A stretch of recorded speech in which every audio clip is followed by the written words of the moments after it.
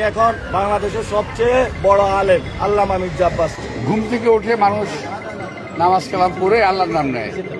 একজন আছেন উনি প্রথমে আমার নাম নেন, মির্জা আব্বাস, মির্জা আব্বাস, মির্জা আব্বাস, মির্জা আব্বাস, মির্জা আব্বাস, মির্জা আব্বাস, মির্জা আব্বাস, মির্জা আব্বাস, আব্বাস সাহেব, আব্বাস সাহেব। শুধু মির্জা আব্বাস, মির্জা আব্বাস, মির্জা আব্বাস, একটা চর্বি দিয়ে দিতে হলো হাতের সামনে। উনি সকালবেলা উঠে আল্লাহর নাম নিয়ে চাঁদাবাজি শুরু করেন।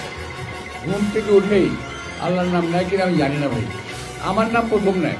বেশি বলে ফেলছি, তো আমি ওনাকে নিয়ে আর বলতে চাই না। আমার 100 কর্মী যে প্রচার করতো, তুমি একলা আমার 1000 করে প্রচার করে দিবে।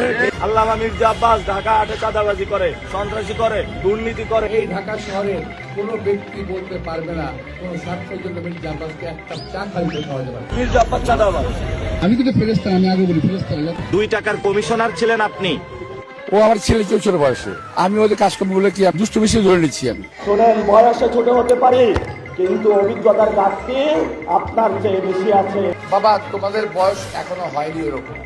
এখন আল্লাহ রাস্তায় বিশ্রাম নেন, আপনাদের আগের দিন ফুরিয়ে গেছে, নতুন খেলা শুরু হয়েছে। কারণ এখানে শুধু মির্জা আব্বাসে পুরো ঢাকায় একা একা শুয়ে থাকবে, সব জায়গায় অন্য কেউ আর থাকতে পারবে না।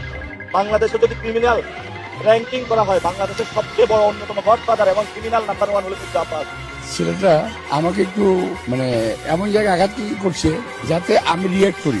বাংলাদেশের 1 নাম্বার ক্রিমিনাল মির্জা আব্বাস, সে যেইভাবে গতকাল আমাদের উপরে অ্যাটাক করেছে। হাতটা ভাঙে, এটা আমি সোশ্যাল মিডিয়ায় প্রথম দেখলাম, শুনলামও প্রথম। সে দাউদ ইব্রাহিম তোমার গডফাদার এবং ক্রিমিনাল। আমাকে উত্তেজিত করার চেষ্টা করতেছে, কিন্তু ওরা বোঝে নাই যে ওদের মতো বহু ইলেকশন পার করে আমি আসছি। মির্জা আব্বাস ভাইয়ের আজকে বিবাহ বার্ষিকী, ভাইয়ের উত্তর সফলতা কামনা করি। ছাগল পাগল কত কথা বলে, সবটা শোনা যাবে না। আসনে আমাদেরকে চাঁদাবাজ থেকে মুক্ত করে দাও, আমিন। টেন্ডার সন্ত্রাস থেকে মুক্ত করে দাও, আমিন।